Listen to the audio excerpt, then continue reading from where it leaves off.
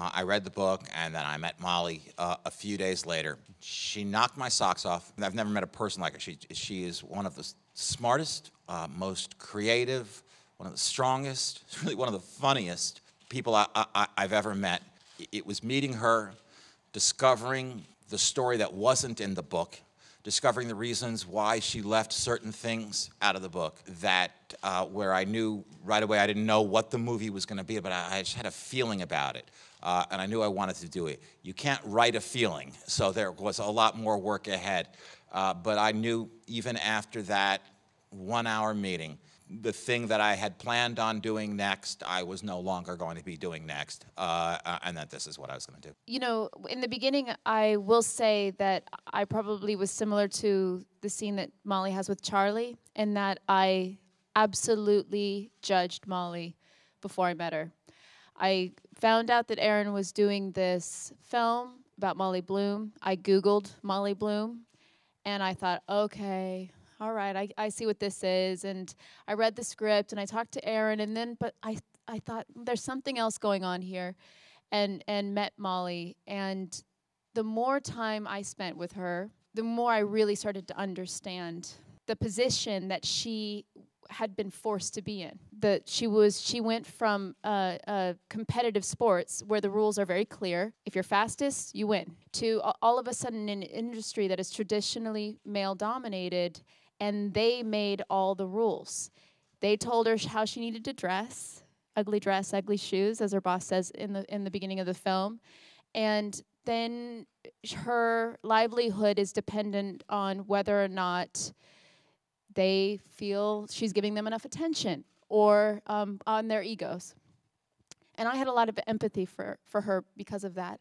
And so I started to research poker. I went to some New York games and you know, watched the guys that actually played in Molly's game, watched them play, and mostly talked to Molly and Aaron. I know that Molly, no matter what happens to her, no matter how many times she gets knocked down, she's just going to stand right back up. And I have a lot of admiration for people like that. It's the underdog story. First of all, you should know I have really no visual sensibility at all. I hear movies more than see them.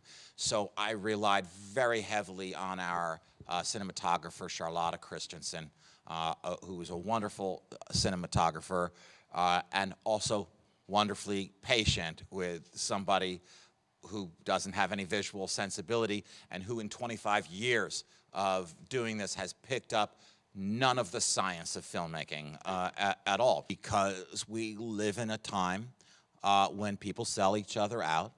The rest of us don't seem to mind that just happened. We're not calling the seller out. And Molly, with no sense at all that, you know, I'm going to do something heroic right now. It just came absolutely naturally to her not to do the wrong thing. In other words, I was talking to somebody who didn't realize that she was a movie hero.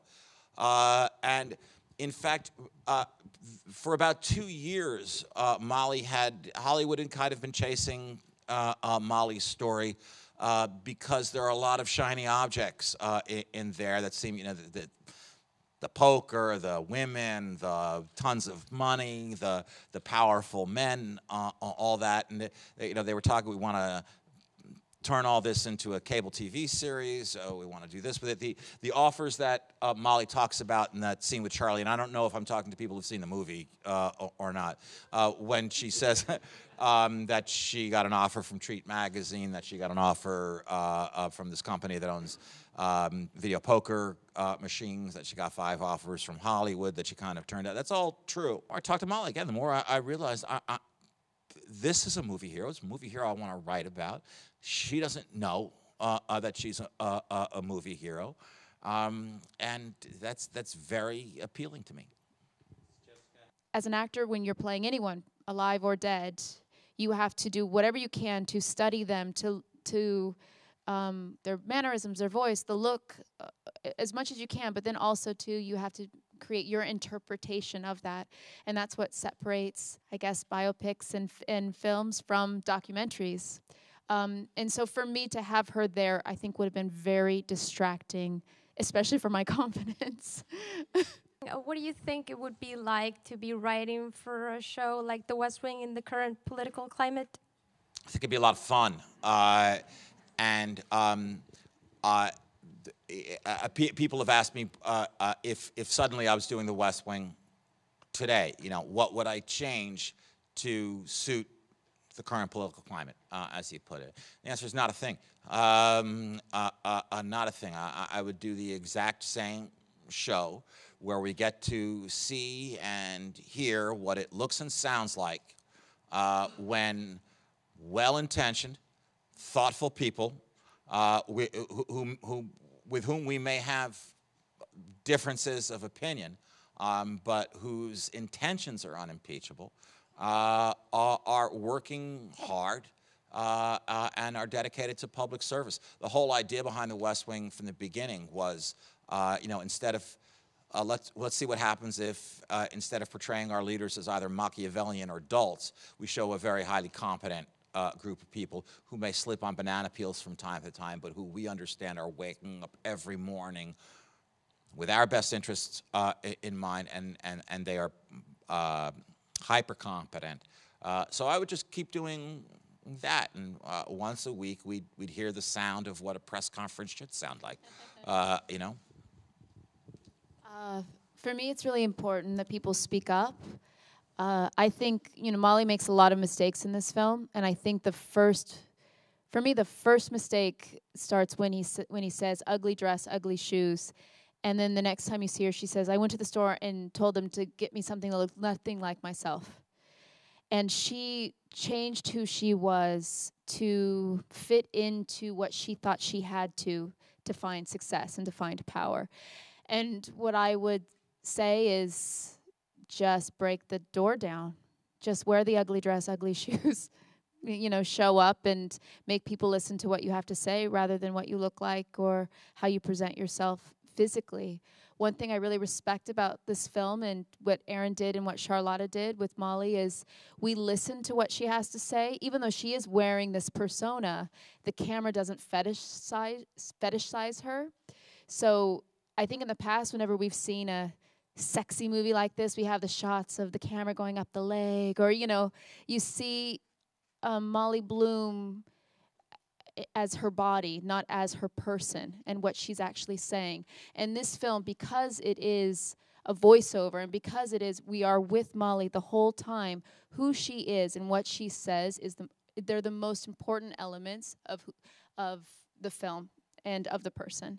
And so I would just tell everyone just to stay true to that and don't change yourself to try to fit into a society that's broken. Change the society that's broken. On those things. Okay, I would just say that the biggest thing that I learned doing this was how much I have to learn. I had plenty of respect for the murderer's row of directors that I'd worked with in the past. There's no lack of respect there. I have even more now. It's funny, all of them, from Mike Nichols to my first director was Rob Reiner on A Few Good Men. All of them at some point would say the same thing to me, which was when I directed my first movie, I didn't know anything. I just went to the set every day not knowing anything, and it's a miracle that the whole thing was put together. And I never believed them. I always thought, no, I don't know anything. You know something. And now I believe them.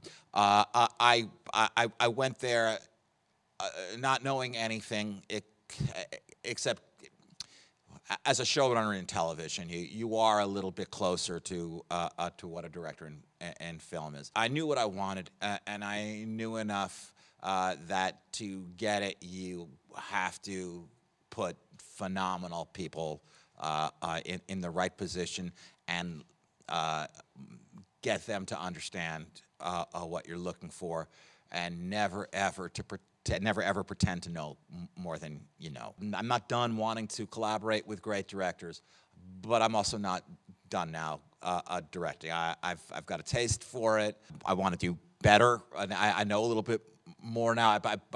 that is not a knock on Molly's game. I couldn't be more proud of Molly's game. But there are things I can be smarter about. For instance, I'll give you one. For instance, never again will I give up on a take, ever. And there were times that I did. When I was looking at it 3, 4, 5, 6 times, so, all right, it's fine. I'm not going to use this shot anyway, and I can't stay here forever doing this. We do have to make our day. I'm never going to give up on a take again. Ladies and gentlemen, you're watching Hey You Guys! Hey You Guys, huh? Hey, you guys. Is that from the Goonies? It is indeed, yeah. Nice. Hey,